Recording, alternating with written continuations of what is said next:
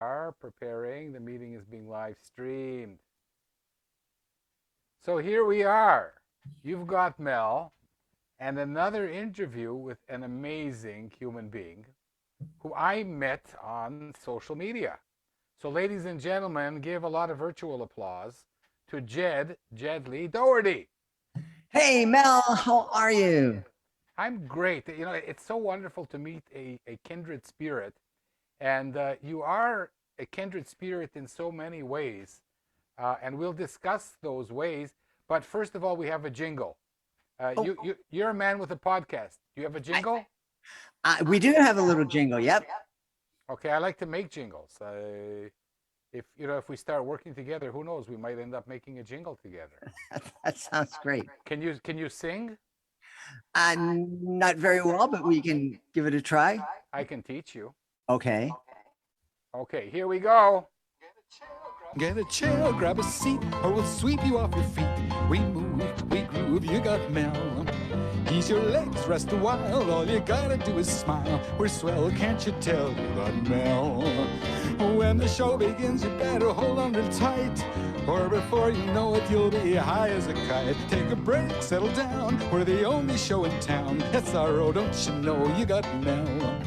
Give it up, don't think twice, we're a hurricane on ice. What the hell, give a yell, ring your bell, show and tell. Mademoiselle, give a smell, you got Mel.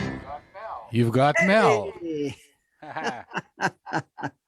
And Mel has Jed Jedlie Doherty. Awesome. So Jed, let's start with your podcast. I've over the past year and a half, I've had a video cast. I've interviewed 125 people, including myself on numerous occasions. And you've had 1,100 podcasts? Over 1,100. We debuted in February of 2017. You know what us Jews call that? We call it a mishigas.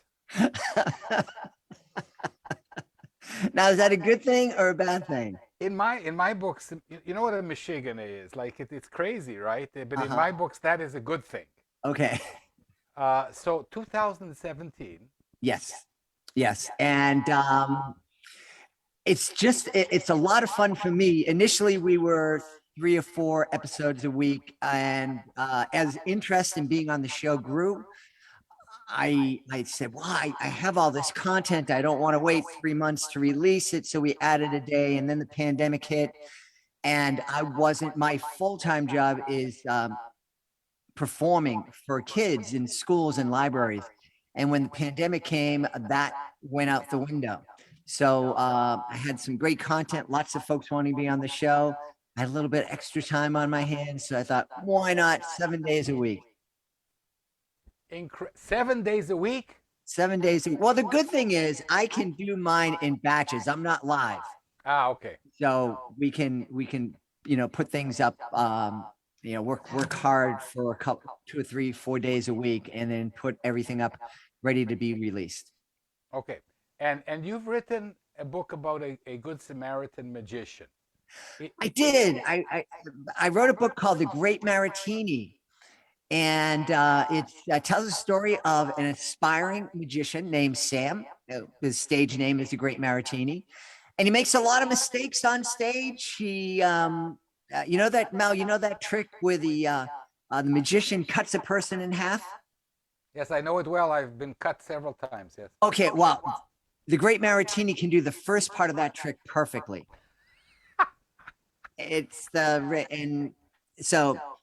But he has a lot of grit. He doesn't give up on himself, and he learns how to do some amazing transformations.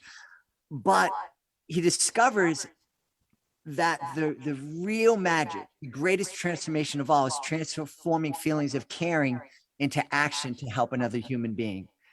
And this is a story that kind of came to me on stage. I do. When I have kids up on stage with me and we have props, and every once in a while I am inspired. I feel the Holy Spirit comes down and inspires me. And this story just kind of happened organically one day with me. My daughter was on stage with me at the time. She was in 3rd grade, and we had this college guy. You weren't cutting her in half or I something. was not cutting her in half. No, she wouldn't let me do any of that stuff. Because we don't harm any children or animals on our show. Absolutely not. Absolutely not. And I remember my daughter, as I was riffing on stage and improvising, she just did a stage whisper and said, "Boppy, this isn't in the show." And I just said, "Trust me, kid, I'm not sure where it's coming from, but I have a feeling it's going to end up well." And it did. And so after performing it for many years on stage, we converted it into a children's book. My niece, Tiffany Doherty, created some wonderful illustrations for the book. And yeah, it was lots of fun. Okay, but so I now have a million questions to ask you. So people say that when we write the children's stories, we are actually the children in the stories, and so I have to ask you whether, to some extent, you are the great Martini. Maritini. Probably, because of my doing magic and traveling around, there certainly is a part of me in that character, especially the part not knowing how to put the person back together. Okay, but I'm referring here to the Good Samaritan, because it seems to me you're doing a lot of good for the world.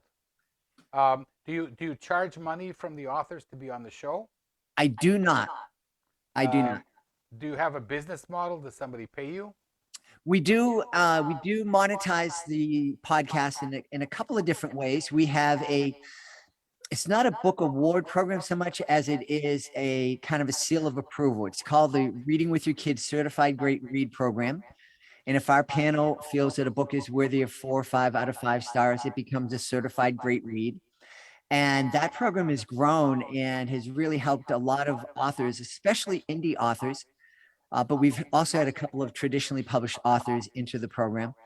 And another way that we are able to monetize the program when we're able to do live events is authors will oftentimes pay to have their books displayed at a live event with me. People come over to see the magic, they stay and check out the books. Okay, that's great. Because our books doesn't have a good business model, so I think I need some offline discussions, some schmoozing with you. But basically, you're in this for the doing good. I think that certainly was how the podcast launched. I had been talking. I had a couple of podcasts earlier, and they were fun. I had sat down with some experts and, I wanted to do a new podcast, and they said, "Oh, go in this certain direction." And I had everything set up to go in that direction. And just before I hit the enter button, again, I felt this inspiration, and I remembered how much fun I had reading with my kids and how important that time together was in building the relationship I have with them now. They're both very successful adults right now. And so I decided, no, we're gonna go and we're gonna try to inspire families to grow closer through reading. So it's mostly to do something good. I think so, yeah. I think that's why we're talking. So now I want to take you back, because if you're writing kids' books, then according to my theory, this is just a theory, that people who write for 5-year-olds are to some extent 5-year-olds. So if you're writing for 5-year-olds, tell me what Jed Lee was like as a 5-year-old. Wow, that was almost 100 years ago. I don't know if I can think back that far. It's 200 years ago if you add both of us up. Well, I grew up in the city in Boston. I think it was like a lot of kids. 5 years old back then is a lot different than 5-year-olds now. I remember going to the store for the neighbors and walking to school, by myself and doing all these things alone on the streets that people today, I think, would be put in jail for if they let their kids run around. So, I made a lot of mistakes as a kid, and I think I was as I look back, I think there were times where I was trying out different personas. Do I want to be a good person? Do I want to be a bully? Do I, you know, do I want to be honest? Is it better to cut corners? And thankfully, I learned some lessons, and I think for the most part, I've chosen to be good and honest. And How did you learn the lessons? um, mostly by getting caught and making mistakes, probably. You don't want to share an episode with the world, do you? Well, we had this corner store, and like a lot of neighborhoods, the corner store was like the center of the neighborhood. And that's where all the action happened. And I had discovered that if I go in looking for an ice cream, or then it was a freeze pop, if I opened up the case and reached inside and took out two, I could say, nah, I don't want it today. And I put it back, and then kind of do the magician's palming of one of the freeze pops and walk out. And so I did that once. And then I tried to do it, I think, the second day. And a police officer who would have lunch in that store just kind of whispered over my shoulder, "I know what you're doing. Better knock it off." And I thought, wow, I better knock it off. So that guy actually was he was a kind of a good Samaritan in his own way, right? He was, yeah. The relationship that we had with the police officers then was a lot different than folks have today. We knew the men and eventually women who patrolled our street, and in a lot of cases we were related to them, or we knew somebody who was related to them. So they were people, and they knew us as people, and that helped. The neighborhood was a rough city neighborhood, but it was also safe for the most part.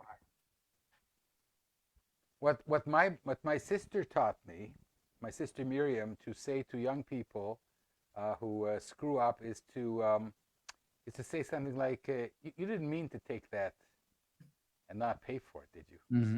Mm-hmm. Or at college where I teach, "Excuse me, I think that you just left something on the floor. You didn't mean to throw that cigarette butt on the floor, did you?" Mm-hmm. And that's also pretty good. Yeah, that's a really good way to do it. So what? But Jed, why are you now, as an adult, going back to kids? You have a career as a social worker. What is it that brings you back to the young children? I often think about that myself a lot. When I was in social work, I was working with kids in a number of different areas. I was working in the juvenile justice system right out of college, so working with kids in detention centers, both for girls and boys. I worked to help kids re-socialize after being in these detention centers. And I also work with kids with severe developmental disabilities.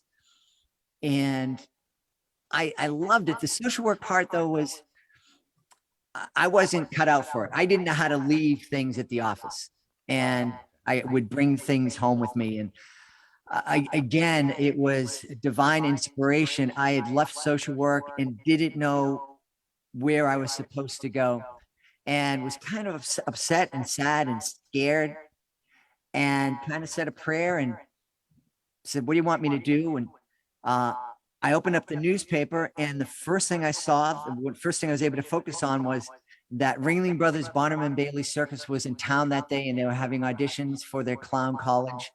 And I looked up to heaven and I thought, really? But I went on the audition, and I did really well. Had you practiced magic before? I never, and this wasn't magic. This was clowning. This was completely. One second. This was after college? This was after college. I was 26 years old. And you hadn't done magic? I hadn't done magic. I hadn't done any kind of acting. Wow. Yeah.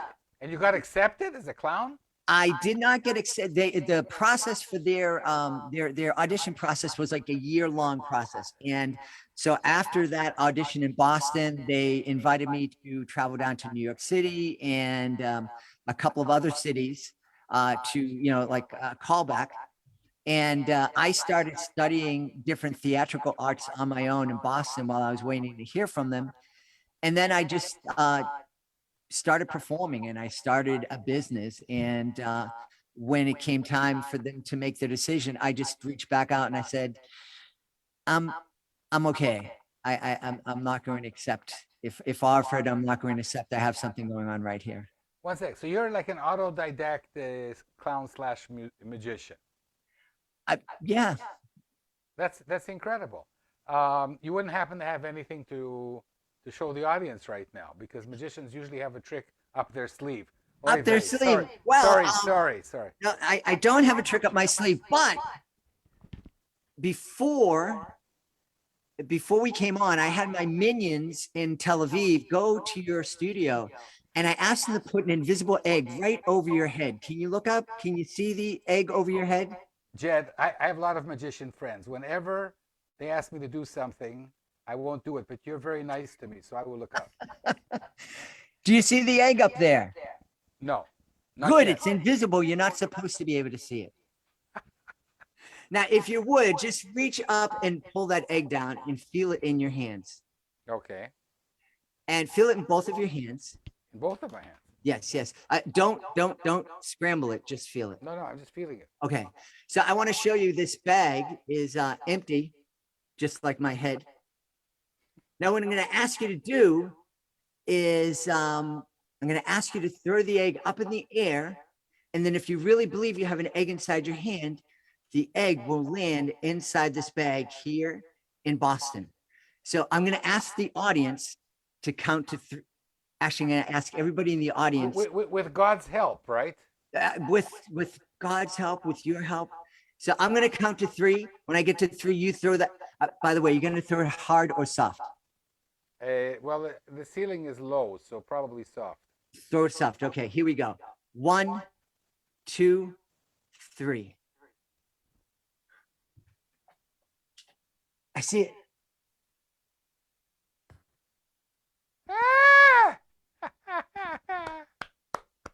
Hey, Mel, you laid an egg.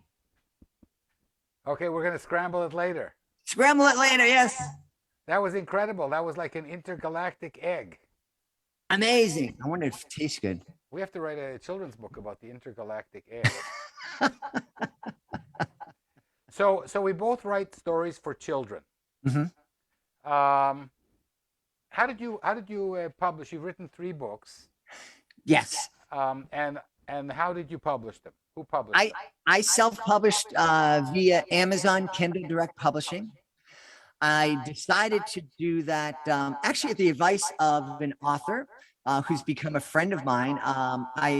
When I took the live show and adapted it for a children's book, I just reached out to him and I say, hey, look, what do you think about this? If you think it's rubbish, let me know. If you think it needs some work, let me know. And he was very encouraging. And he was the one who said, look, we are living in time right now where you don't really need much money at all to get a book published. And he explained the Kindle Direct process to me. And my niece was in college studying art at the time. And I thought this would be a great way for us to spend some time together. And we can create this book and put it out there and see how it goes. And because you were on the road, you could sell the books as you went. Yep. That's very good. I find that self-publishing is very good for people who give lectures and talks and can have a stack of books and can promote them in that manner. It is, yeah. So first of all, people should realize that to publish a book traditionally is like 1 in 5,000 books, and you have to be incredibly good. You have to write something that they're interested in. It has to be commercial, and somebody has to see it, which is a question in itself. Right.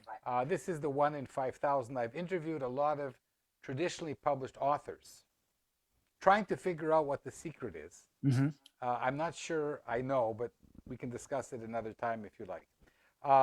But are you worried, as I am now, that when a traditional publisher takes a book and spends the $50,000 or $60,000, hires an illustrator, pays them between $5,000 and $10,000, sometimes more, hires copywriters and editors and designers,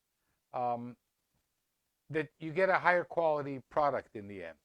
I'm saying this as someone who's self-published, Mm-hmm. And when I look at the differences, there are differences. Mm-hmm. You can't escape that. Right. So what is the trick? Well, I think that there are definitely ways to do self-publishing the right way, and there's also the ways to do it the wrong way. An author should understand that every single thing that they write before it goes out to the public needs to be edited. And I'm not talking about handing the book to your wife or your best friend who was an English major and asking them to correct the typos. You want an editor who has worked with children's books and has some experience in that area and understands story structure and whatnot. So, and you can find those people yourself online, without going through a publisher or a vanity. So we're talking about a content editor. Correct. Okay, like before the copy editor, there's the content editor. Mm-hmm. Mm-hmm. We can have a discussion about that, because I feel that content editors don't tell enough writers, listen, write a better story. Mm-hmm. There's only so much you can do with a mediocre story. Right. Yeah. But if you're paying me to be the editor, I'm not going to turn you down as a customer. I mean, I turn people down, but most people, because I'm not in it for the money, but most people who make a living will not turn a writer down and say, listen, my friend, this isn't good enough. Because then the author becomes very insulted. He won't go back to that editor. Mm-hmm. Well, I've had the good experience, and I tell people that I work with, let me know if this is rubbish, because exactly. It'll hurt my feelings. I'm not going to Exactly. I'm working with one of the best editors in the world. Mm-hmm. I would say he's the best editor, but he's a humble person. Right. And I came to him and I said, listen, Harold, his name is Harold Underdown. I said, listen, Harold, do not take me if you don't really like some of my writing. And because he's a really good editor, he didn't like all my writing. He didn't like most of my writing. Mm-hmm. But there was some stuff we started to work on. So, I mean, Jed, like, you're a kindred spirit. How come it took us so long to meet? Because God has a lot for us to do together, I think. Well, and I have a big birthday coming, so I'm very happy to hear that. Oh, good. So tell the world about your 3 books briefly. Sure. So The Great Maritini, again, that kind of was birthed on stage. And of course, massaged and growed and went to a content editor. My second book was called Real Magic.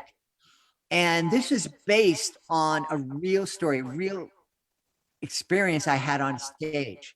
I was in front of an audience of about 1,800 kids right outside of New York City. I do interactive magic, so I go out and bring kids up on stage. This little girl raised her hand and we just made this connection. I brought her on stage. I remember as she stood up to come with me, the teachers on the side kind of went, and that happens sometimes. And usually that's a good thing, because I know I'm going to have somebody that's energetic and it's going to be fun. But when this young lady came on stage, I said, hey, what's your name? And she didn't answer me at all. And I thought, wow, a lot of Spanish people living in this community. Let me ask her in Spanish. I said, hey, ¿cómo se llama? And nothing. And I said, well, you must be nervous. Can you all give my friend a nice round of applause? Let her feel welcome. And the audience did. And all of a sudden I heard this little tiny voice say, Me llamo Maria. I said, Maria, oh. And so I tried to speak to her in Spanish and speak to the audience in English. And I would get confused sometimes, and I'd speak to her in English and then speak to the audience in Spanish because I'm not fluent. But I started to notice that she was answering me in whatever language I spoke to her in. And so we went on, she did the magic trick and went back to her seat. And I didn't think anything of it. But after the show, the teacher came back into the theater with Maria, and the teacher was crying. I said, what in the world is wrong? And the teacher said, Jedlie, Maria is autistic. She's been at our school for 2 years. She hasn't said a word to anybody in any language. We didn't think she could speak. How did you get her to speak? And I said, well, it wasn't me. It was all of you making her feel welcome. And so that's real magic. The book answers the question, does real magic exist? And it does when we're kind and respectful to each other. And my third book was inspired by my beautiful wife. I was having a conversation with her and her best friend, and they're both educators. And I said, how can I inspire the city families to read more together? And they both looked at me and they said, Jed, you don't understand. A lot of our parents can't read. And if they can read, they might not be able to read in English. And if they can read, they're probably working 3 jobs. So I decided to write a book that a kid could read to his parents, and it's called Love That I Matter to You.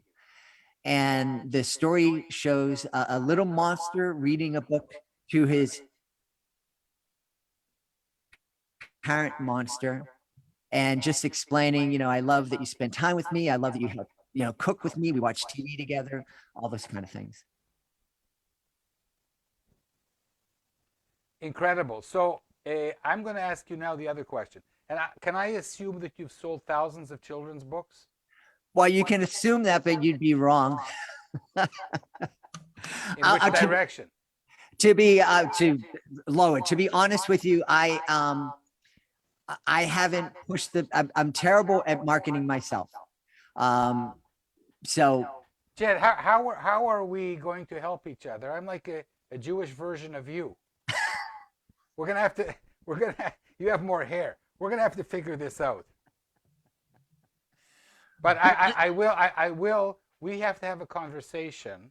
Okay. It's not on tape, about helping one another. Because seriously, we do complement one another in our activities. And not only the compliment, I love your shirt. Oh, well, thank you very much. Okay. So, there's also a possibility that you could do what I've done. It's a very difficult road, but you could say, my next manuscript, I'm going to look for a traditional publisher, because they won't touch a book unless they think they can sell 5,000 or more copies. Right. So we have to talk about that. I want to see all your books. Okay. We can have that conversation. You don't want to see all my books because there's dozens, but we can talk about that in the podcast. Okay. What else would you like to talk about? This has been really incredible. What else would you like to say? Well, one of the things I hope people listening, if they're parents of older kids, if you are a grandparent, an uncle, an aunt, I think a lot of people make the mistake that once a kid starts reading independently, that's it. We don't read with them. They can read on their own. And that's a really big mistake. And it's something that a lot of us make. Kids continue to get so many benefits when someone they love reads with them. One thing we forget is that kids are able to listen to a story at a much higher level than they're able to read. So a second or third grader may only be able to read a 3rd grade book, but they can listen to a book that was written for an 8th grader. And the same with a high school kid. There's a lot of historical nonfiction. There's a lot of historical fiction. There are a lot of biographies of incredible people that a teenager might not want to sit down and might not feel comfortable reading on their own. but reading together with a parent, that can be a beautiful experience and can really help that kid a lot. And I mentioned grandparents, uncles, aunts. Just because you're not a kid's parent, you can still read with them and co-read, buy 2 copies. I was just gonna say. Yeah. You can have a family book club together. That's incredible. Yeah. So is that still part of your podcast? Is that We part do. of the mission? We interview authors of all genres of children's books. So board books, picture books, middle grade novels, YA titles. I even will find, for example, I mentioned biographies. Father Greg Boyle, who started something called Homeboy Industries in Los Angeles, the largest gang intervention program in the world. He wrote 2 books, Tattoos on the Heart and Barking to the Choir. Both of those books were very moving to me. And I knew that it would be a great book for a parent and a high school kid to co-read together, or a great audiobook for them to listen to together. And so we had Father Greg on the program, and he was a wonderful guest. And so we'll do that. We'll find the author of an adult book and bring them on. We have interesting people like yourself. You're going to be in a future episode. We talked to last night I spoke to a woman named Jenna Brown, who created something called Love Smiles. Her daughter was diagnosed with cancer at 4 months of age. And Jenna created this beautiful foundation and website that brings authors reading their books for kids who are fighting with cancer. And she told me last night, she said, I did this selfishly. I needed something to distract me from the treatments. So while it's helping people, I did it. It was selfish. And so we meet incredible people like that. We've had inspirational guests like LeVar Burton, who has hosted Reading Rainbow for years and should be the next Jeopardy host. That's my vote. We've had Malcolm Mitchell was a Super Bowl champion for the New England Patriots, our hometown team here. He arrived at college, a star athlete, and realized in his first class that he wasn't able to read. Wow. And so in college, he taught himself how to read by reading children's books. And he's since become, obviously he was a fantastic athlete, but he's since become a children's author and a reading advocate. It's incredible. I'm actually teaching young adults English skills using children's books. Children's books. It works. Yeah. Children's books are incredible. We There's nothing like children's books. I agree. We hosted an international student. We've also hosted a number of international students, but one of the first ones was a medical student from Italy, and she arrived with very poor English, and she was trying to read adult books. And I said, let's read this. And so she started reading early chapter books, and we would drive around together, and she'd hit a word she didn't understand, and she'd ask me, and her in the months that she was with us, she went from barely speaking English to being fluent.